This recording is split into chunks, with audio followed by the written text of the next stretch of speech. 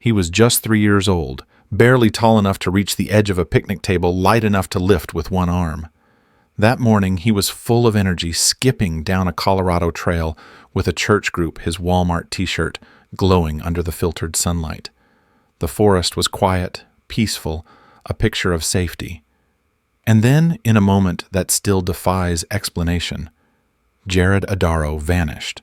No cry for help, no rustling in the leaves, no footprints leading off the trail. 1 second he was there, the next he wasn't. Panic didn't come right away. At first there was confusion. Maybe he wandered ahead. Maybe he was just behind a tree. But as the minutes passed and his name echoed unanswered through the woods, the fear began to grow. The kind that grips your throat and never really lets go. What followed was one of the most haunting disappearances in modern wilderness history. A search that led to helicopter crashes, national headlines, and a discovery that only deepened the mystery. Because this wasn't just a missing child case, it became something else. Something stranger, something still unsolved. And it all started on a quiet October morning when the forest swallowed a little boy without a sound. Before the headlines, before the search parties, the helicopters, and the silence, there was just a little boy with curious eyes and boundless energy. Jaryd Atadero was only 3, but there was something magnetic about him. He had that light, the kind you don't teach, the kind you're born with. Always moving, always smiling, always ready to explore the world, just a few steps ahead of everyone else. He loved the outdoors like it was his second skin. Birds fascinated him. Stones became treasures. A breeze through the pine trees could hold his attention longer than a screen ever could. To truly understand what was lost, you first have to understand what was there. Jaryd lived with his father, Alan Atadero, and his older sister, Jocelyn. Their family was small, but strong. After separating from Jaryd's mother, Alan had taken on the full weight of parenting, and he carried it with devotion. He wasn't just raising children, he was raising hearts, minds, and spirits in a world he believed had grown too fast, too loud, too disconnected. So he made a choice that would shape everything he left the city. Alan moved his family to Poudre Canyon, nestled in the rugged arms of Colorado's Roosevelt National Forest. It wasn't glamorous, it wasn't convenient, but it was honest. Clean mountain air, winding dirt roads, the sound of river water echoing through valleys. This was the life he wanted to give his children. A life closer to the earth, further from the noise. There, Alan and his twin brother Arlen ran a modest mountain resort. It wasn't big and it wasn't fancy, but it offered something rare: peace. Guests would come to hike, to unplug, to reconnect. And so did Alan. The forest wasn't just his workplace, it was his sanctuary. It became Jaryd's playground, Jocelyn's classroom, a natural world full of lessons no school could replicate. And that's the world Jaryd grew up in. He wasn't afraid of mud or bugs or steep paths. He was the kind of child who saw magic in the ordinary. A butterfly wasn't just an insect, it was an adventure with wings. The crack of a twig wasn't noise, it was a mystery to solve. He was small, yes, but bold. And the wild didn't scare him. It delighted him. His father nurtured that wonder with quiet guidance. Alan wasn't the overbearing type. He believed in freedom with boundaries. He believed in learning through doing. That meant Jaryd was often allowed to roam a bit ahead, to test his footing, to climb that rock, or pick that flower. But always within earshot, always within reach. It was a rhythm that worked, a balance of freedom and protection. And in that balance, Jaryd thrived. Alan's faith also played a central role in his life and parenting. After the divorce, he had joined a local group called the Christian Singles Network, a community of like-minded individuals seeking support, friendship, and spiritual guidance. It wasn't just about dating, it was about belonging. For a single father trying to raise 2 children in a quiet mountain town, it became a lifeline. The group helped him with childcare, emotional support, and companionship. Jaryd and Jocelyn were often included in group outings, picnics, fishing trips, holiday gatherings. It became an extended family of sorts. These were people Alan trusted, people who shared his values. So, when the group planned a trip to a nearby state fish hatchery, it felt harmless. It felt normal. And when they invited Jaryd and Jocelyn to join the outing, Alan didn't hesitate. He couldn't have known that trust would be tested in the most devastating way. The plan was simple: a group hike to the hatchery, a place known for its kid-friendly tours and educational value. There would be fish to see, trails to walk, fresh air to breathe. Alan had no reason to think anything could go wrong. He had raised his kids to love nature, and this group, this community, had always looked out for them. But fate, as it so often does, doesn't need a reason. In retrospect, everything felt fragile, like glass pretending to be stone, like a perfect day just seconds from shattering. The trees, the trail, the trusted group, all of it seemed solid until it wasn't. It's easy to look back and ask, why didn't he go with them? Why wasn't he there? But the truth is, he had no reason not to trust them. This wasn't a random group of strangers. These were fellow believers, fellow parents, people who had shared meals and stories and prayers with him, people he saw as safe. And Jaryd. Jaryd was just excited for another adventure. He woke up that morning with joy in his eyes, ready to lace up his little shoes, hold his sister's hand, and follow the grown-ups into the trees. He didn't know the world was about to change. He didn't know the forest could hold secrets. To him, it was just another day, another trail, another set of footprints to follow. He couldn't have known they'd be the last he ever made. This chapter of Jaryd's story isn't about loss. Not yet. It's about life. About a father doing everything he could to give his children the kind of childhood that matters. One rooted in connection, curiosity, and faith. It's about a little boy who loved the world around him and had no reason to fear it. But even paradise has shadows. Even peace has edges. And the forest, so beautiful, so alive, was about to become a graveyard of unanswered questions. Because the moment that child walked into the woods, something was waiting, and it never gave him back. It began as a crisp golden morning in the Colorado high country. October 2nd, 1999. The air was cool, the sky clear. Leaves burned amber and orange across the ridgelines of Roosevelt National Forest. It felt like a day designed for memories, peaceful, quiet, and full of promise. No one knew it would end in silence. That morning, members of the Christian Singles Network gathered near the Atadero family's mountain resort. They were friends, companions in faith, and for many of them, practically family. They had picnicked together, shared prayers, swapped parenting advice. These weren't strangers. They were trusted. The plan was simple. Take the kids to a state fish hatchery not far from Poudre Canyon. It was a controlled environment, educational, safe. Jaryd, just 3 years old, and his older sister Jocelyn were excited to go. Alan Atadero had agreed without hesitation. He had trusted this group for years. He kissed his children goodbye and watched them walk off with people he believed would protect them. He never saw Jaryd again. Somewhere along the route, the adults made a choice, without informing Alan, without reviewing the risk. They decided to change plans. Instead of visiting the hatchery, they would take a detour, a scenic hike along the Big South Trail, which follows the rugged Cache-la-Poudre River. It was a decision that changed everything. At first glance, Big South Trail is breathtaking. Towering pines, glittering water, gentle curves, and golden light filtering through aspen leaves. But beneath the beauty lies danger. The trail is narrow with rocky terrain and steep drop-offs that vanish into the river gorge. It is not a trail for toddlers. Cell service is almost non-existent. If something goes wrong, help can't come fast. Despite these risks, the group pressed on, bringing children, including Jaryd, along for the hike. No special precautions were taken. No assigned buddy system. No one held Jaryd's hand. He was allowed to walk freely, just as he often did back home.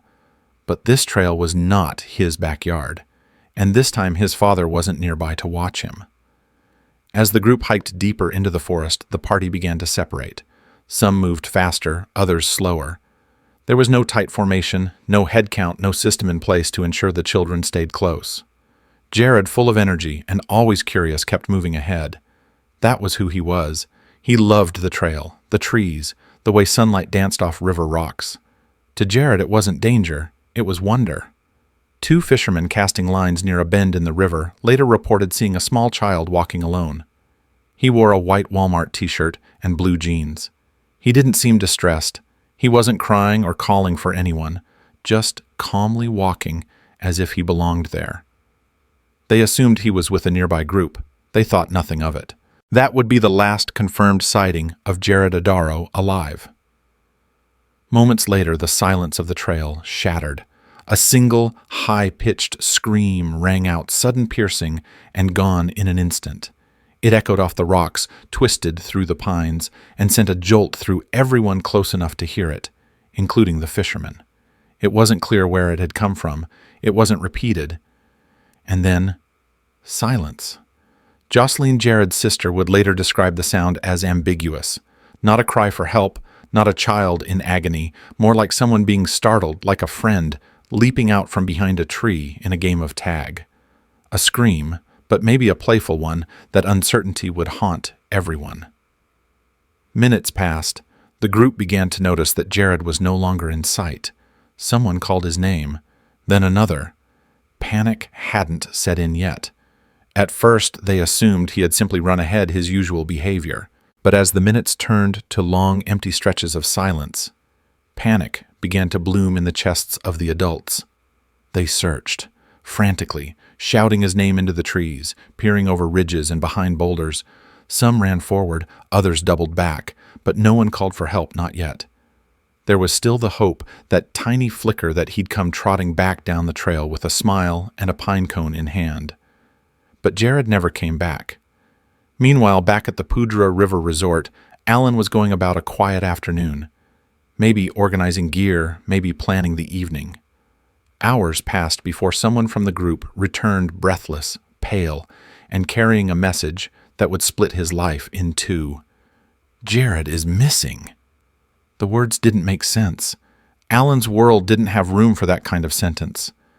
His heart dropped, his body collapsed. Witnesses remember him screaming, pounding his chest, and repeating over and over, "They lost my baby. They lost my baby." He got in his car, hands shaking, and drove up the trail in a blind panic, praying it was a mistake. But it wasn't. By the time law enforcement arrived, the sun was dipping behind the Colorado peaks. The golden light was fading into the dark indigo of evening, and with it, hope began to fade too. The search would begin that night. It would stretch into the wilderness with spotlights, volunteers, rescue dogs, and helicopters. But nothing they did could change the reality that haunts the beginning of this story. A 3-year-old child walked into the woods and never walked back out. As darkness crept over the Colorado wilderness, a strange calm settled over the trail, broken only by the frantic voices of those calling out Jaryd's name. The realization had begun to take hold. This wasn't just a momentary separation. Jaryd was truly gone. But instead of immediate action, there was hesitation. In the early minutes after his disappearance, the group did not call 911. They didn't notify authorities. They chose instead to search on their own. Maybe it was denial. Maybe it was pride. Maybe they simply couldn't imagine that something terrible had already happened. They split into small groups, walking up and down the rocky terrain, peering into bushes, shouting into the silence. But the deeper the forest grew, the more useless their voices became. The wind swallowed their calls, the trees gave nothing back, and time kept slipping. By the time someone finally alerted authorities, hours had passed. Precious daylight was nearly gone. Back at the resort, Alan was already unraveling. He had driven to the trailhead in a state of disbelief, hoping he'd find Jaryd sitting on a log playing with a stick, unaware of the chaos he'd caused. But the trail gave him nothing, just emptiness and questions. When emergency responders arrived, they moved quickly. Search and rescue teams from Larimer County were deployed. Flashlights swept the trails. Dogs were brought in. Local rangers joined with volunteers to cover every inch of nearby ground. As word spread, the urgency multiplied. The mission was clear: find the boy before nightfall. But nightfall came fast in the canyon. Searchers worked into the evening with a desperate rhythm, hoping they'd find Jaryd curled up somewhere, scared but alive. Larimer County Under Sheriff Bill Nelson led the operation, and like many was confident they would recover him by morning. He took a brief nap in his truck before midnight, fully expecting good news when he awoke. He was wrong. By morning, no signs of Jaryd had been found. No footprints, no torn clothing, no broken branches. Nothing. It was as if he had simply vanished, swallowed by the woods without a trace. This wasn't typical. Children get lost in the wilderness, yes, but they leave signs. They cry, they wander in circles, they leave a trail. Jaryd had done none of that. Trained searchers were puzzled. Veteran trackers were frustrated. The terrain was tough, but they had found missing hikers in worse conditions. Why wasn't Jaryd turning up? Alan watched from the edge of every search zone, tormented by guilt and helplessness. He kept asking the same questions over and over. Why didn't they call him sooner? Why had they changed the plan? Why hadn't someone held Jaryd's hand? There were no answers. Only silence. And the silence, in a place usually filled with life, was unbearable. Jaryd's disappearance had officially shifted from an accident to something else.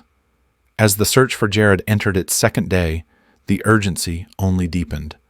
Local teams had combed every trail, river bend, and clearing near the Big South Trail. Still, there was no trace of the little boy. Not a footprint, not a sock, nothing. And with every hour that passed, hope began to fray. More resources were called in, more personnel, more equipment, more eyes on the ground. The terrain was brutal. Thick forest, steep cliffs, sharp elevation changes, the kind of place where a person could be 10 feet away and still invisible. But no one expected the rescue effort to become a second disaster. The Air Force dispatched a UH-1N Huey helicopter from F.E. Warren Air Force Base in Cheyenne, Wyoming, to assist. It was meant to be an aerial advantage, a tool to help spot Jaryd from above where ground teams had failed. Among those aboard was Mark Sheets, a volunteer from Larimer County Search and Rescue. Sheets hadn't originally been scheduled to fly that day. He had taken the place of a colleague stepping up out of a sense of duty. He wanted to help. He almost lost his life trying. The helicopter refueled in Fort Collins and re-entered the rugged mountain corridor. But flying through high-altitude forest canyons is dangerous even in the best conditions. The air is thinner. Lift becomes unstable. And with a heavy fuel load, the helicopter began to struggle. Sheets, lying near the open side hatch, sensed something was wrong. Over the intercom, he made a chilling call. "We need altitude now." The co-pilot's response sent a chill through the crew. "I know, but I can't. We're going in." In the seconds that followed, the rotors clipped treetops. The blades shattered, debris exploded into the woods. Sheets tried to close the door, but a large tree limb speared through the opening and smashed into the Air Force doctor's face, fracturing his eye socket. Then, impact. The Huey slammed into the mountainside, breaking into 3 pieces on contact. Flames burst from the fuel tanks. The twin jet engines kept screaming even after the wreckage had stopped moving. The sound echoed for hours before the fuel ran dry. Miraculously, the military crew survived, battered, burned, but alive. Sheets, however, had been thrown and pinned, his body mangled. A 13-inch gash ripped down his thigh. His femur was exposed, his shoulder shattered, his spine fractured. He drifted in and out of consciousness until rescue teams reached him, kicking in a window and dragging him out of the wreckage. For Sheets, the mission had nearly cost everything, and for the larger effort, the crash was a devastating blow. The incident drew media attention like wildfire. 17 satellite trucks lined Highway 14. News anchors flooded the trail. What was once a quiet, desperate search became a full-blown media storm. And through it all, Jaryd was still missing.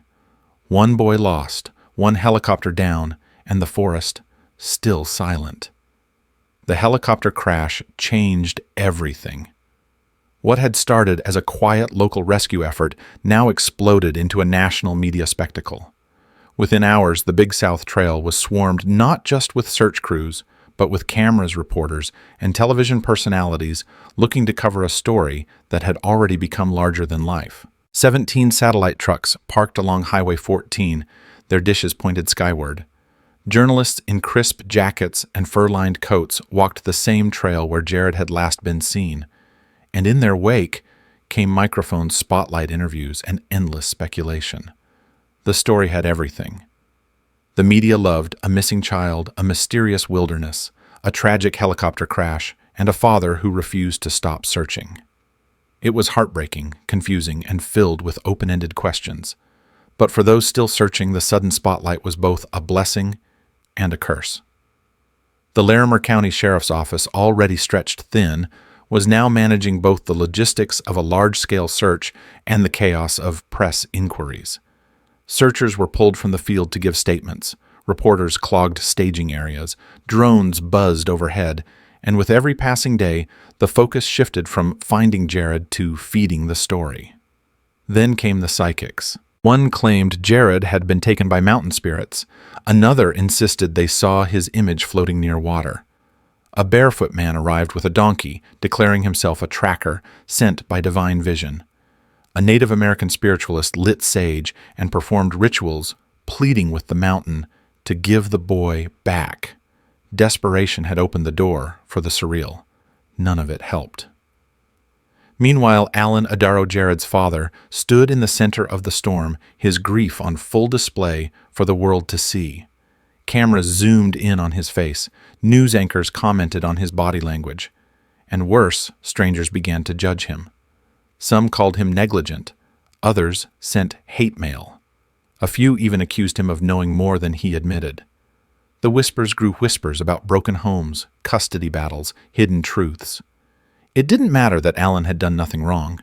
In the court of public opinion, no parent was above suspicion. Alan tried to stay focused. He tried to keep the attention on Jaryd.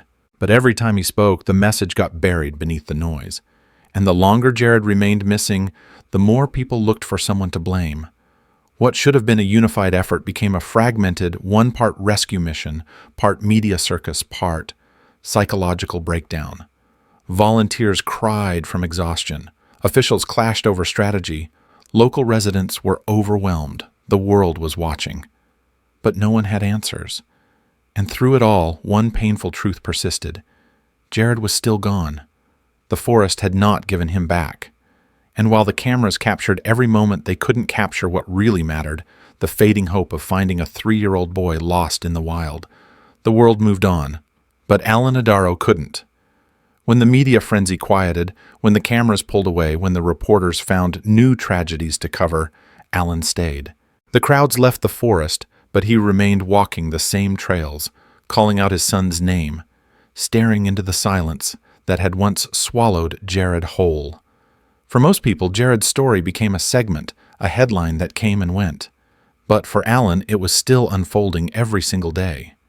He refused to accept the idea that his son was simply gone, even as search teams packed up, even as tips dried out, even as hope was declared officially low. He kept going. He hung missing posters on every surface he could find: grocery stores, post offices, gas stations, church bulletin boards. He printed thousands of flyers with Jaryd's smiling face and passed them out by hand. He traveled far outside Colorado, believing someone somewhere might remember something, might know something they didn't even realize was important. His hands shook, but his voice stayed steady. "Have you seen this boy?" He must have asked that question 1,000 times. Alan combed through police reports, requested search maps, cross-referenced weather data, and trail conditions from the day of Jaryd's disappearance. He looked into wildlife patterns, animal behavior, known predators in the area. He called experts. He even spoke with psychics, not because he believed, but because when you're desperate, you leave no stone unturned. Every possible path, every lead, no matter how absurd. At night, sleep became a stranger. He would sit awake in Jaryd's room, still untouched, still filled with toys, books, and tiny clothes that would never be worn again. He created a private shrine, his son's favorite items arranged with care. And above them, on a shelf, he kept the part of the story no father should ever have to hold: the fragments of Jaryd's skull found years later. Alan didn't bury them. He couldn't. To him, Jaryd wasn't just lost in space. He was still lost in truth. He gave interviews when he was asked, appeared on local and national programs, spoke about Jaryd's disappearance with clarity, dignity, and unrelenting grief. not to be seen, not to become a symbol, but to keep Jaryd's name from becoming just another cold case file gathering dust. He once said, "People tell me to move on, but my son never came home." How do you move on when your child's story hasn't ended? Alan's search didn't fade, it evolved. From boots-on-the-ground rescue to something deeper, a fight for justice, clarity, and prevention. He wanted answers, he wanted accountability, but more than anything, he wanted no other parent to suffer what he now carried every single day. And so, even when hope dimmed, his mission burned on. Because for Jaryd Atadero, love wasn't just memory. Love was action. It was the summer of 2003, 4 years after Jaryd vanished into the wilderness. By then, most people had moved on. Jaryd's story had faded from newspapers. His face was no longer on television screens. For the public, it was an old mystery with no answers. But in the mountains near Padre Canyon, silence still clung to the trees like fog.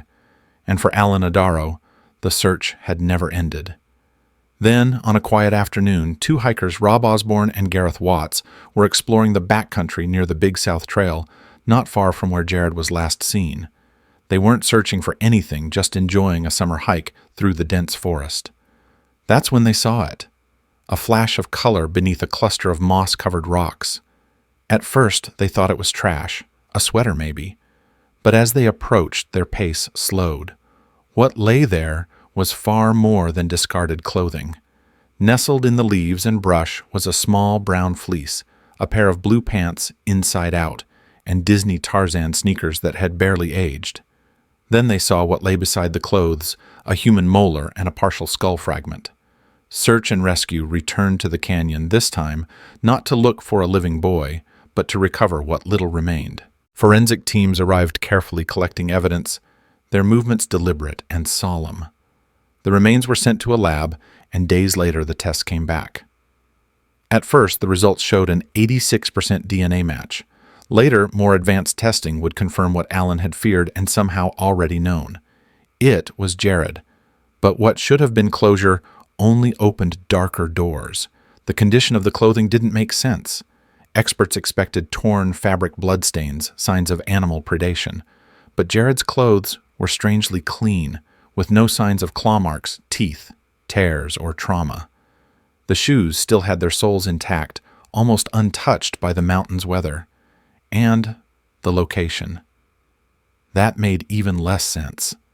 The remains were found 500 vertical feet above the trail, up steep terrain so rough it challenged grown hikers in full gear. Jaryd was 3 years old, weighed just over 50 pounds, and wore simple sneakers. How could he have climbed that high? How could he have done it alone? And if he didn't, who took him there? The discovery raised more questions than it answered. Why were his pants inside out? Why was the clothing left almost intact after 4 brutal winters?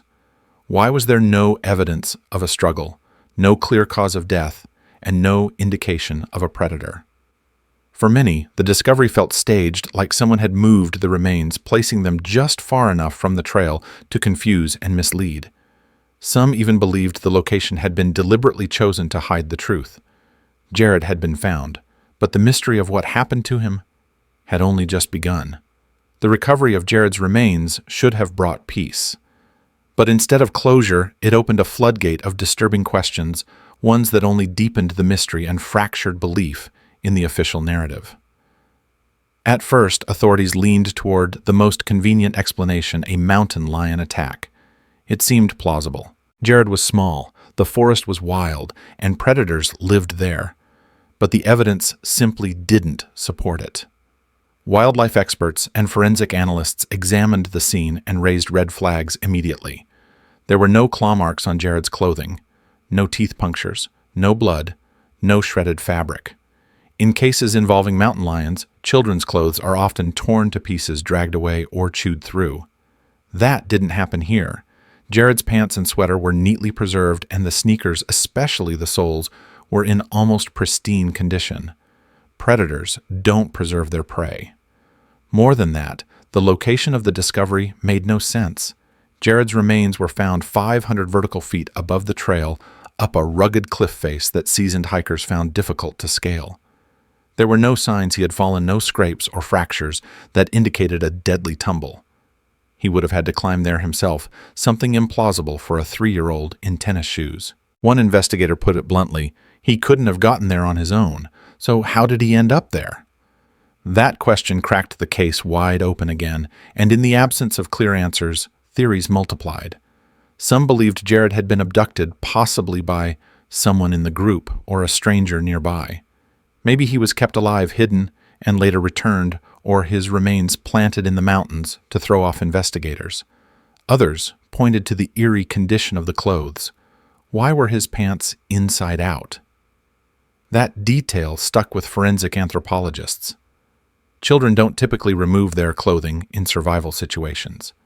If they do, it's rarely so orderly. Was it a sign of trauma, or had someone undressed him before or after death?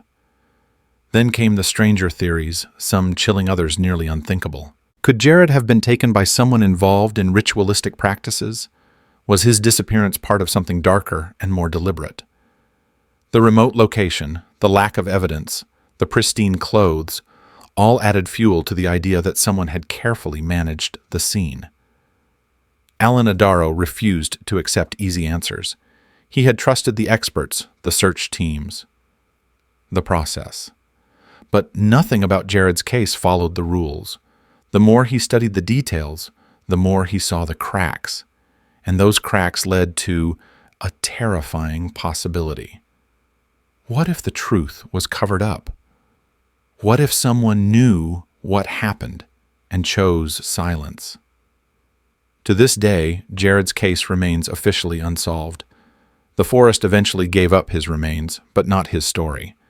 And every theory, no matter how rational or outrageous, leaves something unexplained, because Jaryd didn't just vanish. He was erased. Jaryd's story didn't end with the discovery of his remains. In many ways, that's where it began again this time, through the unwavering voice of his father. Jaryd Atadero never stopped being Jaryd's parent, even after the search was called off, even after the remains were found, even after the experts closed their case with no definitive answers. To Alan, fatherhood wasn't measured by outcome, it was measured by devotion. And that devotion became his mission. In the years following Jaryd's death, Alan did something extraordinary. He refused to disappear into his grief. He refused to let his son become just another cold statistic, another forgotten face on a missing persons flyer. Instead, he made it his life's work to ensure Jaryd's story stayed alive, not just in memory, but in purpose. He wrote 2 books, Missing the Jaryd Atadero Story and Missing When the Sun Sets. Both were raw, honest, and fearless. Alan laid bare every detail of the tragedy, what went right, what went wrong, and what still made no sense. He didn't write for pity. He wrote for awareness, for truth, for change. Through his writing and public speaking, Alan turned personal heartbreak into public advocacy. He pushed for stronger safety protocols in national parks, clearer emergency procedures, and better communication between caretakers and families during outdoor events. He stood before school boards, city councils, and government officials not just as a grieving father, but as a man determined to protect other children from meeting the same fate. His work didn't go unnoticed. In honor of Jaryd, Colorado, Governor Bill Ritter proclaimed September 8th as Recreational Safety Awareness Week. Alan himself presented the proclamation to a local school where he also worked as a teacher. That moment, standing before a classroom of children, other parents' sons and daughters, was more than ceremonial. It was symbolic. Jaryd's name would now live on in legislation, in classrooms, in conversations about safety and accountability. Alan also connected with other families of missing children, those who had also been left in the dark, abandoned by the systems meant to protect them. Together they formed a silent network of grief, advocacy, and survival, each story different, but the heartbreak the same. Yet Alan never pretended to be a hero. He didn't seek praise or recognition. When asked why he kept going, his answer was always simple: I do it because I'm his dad, and because I still hear his name in the silence.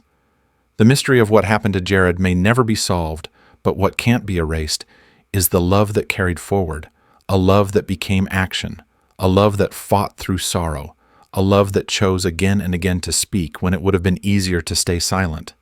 Because some stories aren't just about loss, some are about what refuses to be lost. The forest never explained itself. For all the search teams, the experts, the cameras, and the questions, the wilderness that swallowed Jaryd Atadero, on that October day in 1999, never made a sound.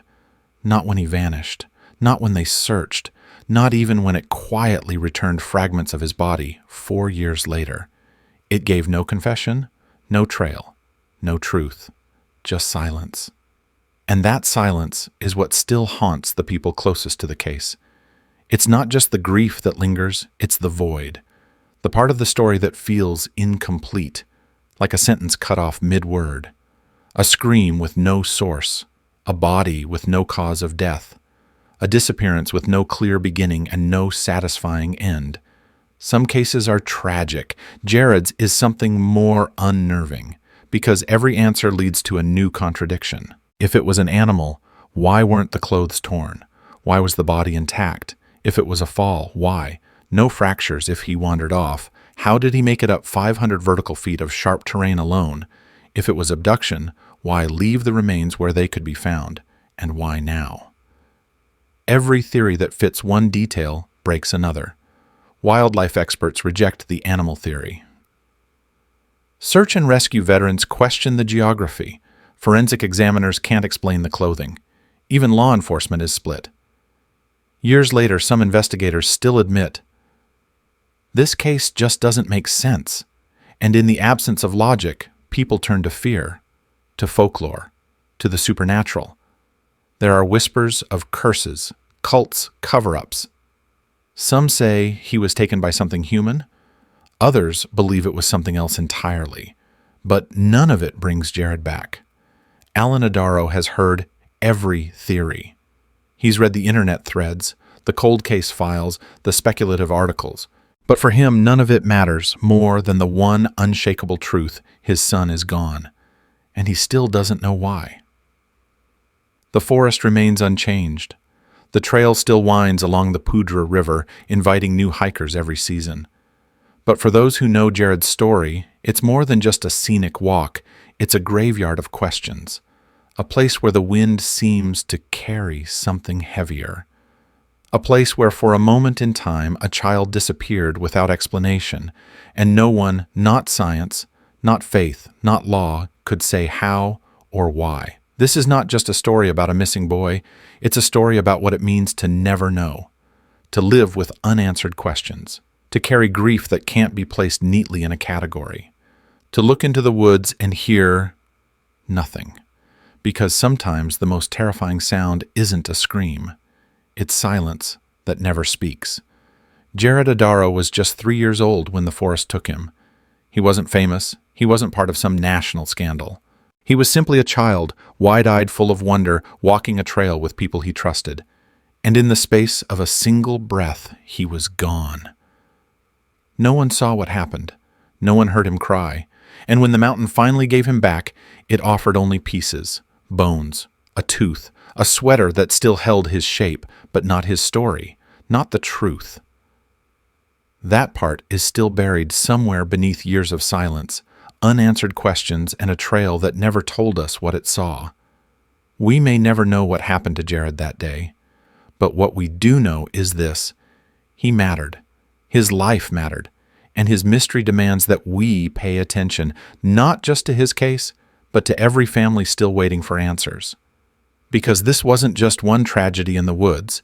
This was a failure of communication, of responsibility, of urgency, and it could happen again. That's why this story can't end here.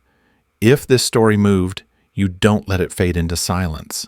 Subscribe to the channel so more stories like Jaryd's are told with the care and depth they deserve, like this video, to boost its visibility and help others find it.